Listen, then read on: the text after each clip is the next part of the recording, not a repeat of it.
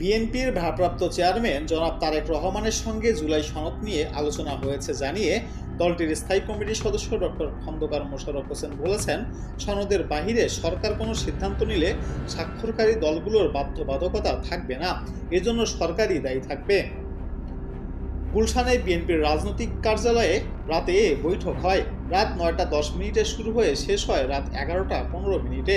বিএনপির স্থায়ী কমিটির এই সদস্য বলেন, তারেক রহমানের সঙ্গে সভায় কিছু সিদ্ধান্ত হয়েছে। সেগুলো হলো রাজনৈতিক দলগুলোর সঙ্গে ঐকমত্য কমিশনের আলোচনার প্রেক্ষিতে জুলাই সনদ স্বাক্ষর হয়েছে। উপদেষ্টাদের মধ্যে কেউ কেউ সনদের বাহিরে সরকারের সিদ্ধান্ত বাস্তবায়নের জন্য সেসব বক্তব্য দিচ্ছেন, তা বিভ্রান্তিকর ও সনদ আগ্রহ করার শামিল।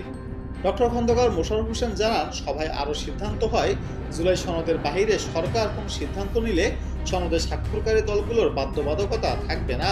জুলাই সনদ নিয়ে বিতর্কের সুযোগ নয় জানিয়ে বিএনপি নেতা বলেন, নির্বাচন ঘিরে ষড়যন্ত্র চলছে, যারা অংশ নিতে পারছেন না তারা বিশৃঙ্খলা করছেন।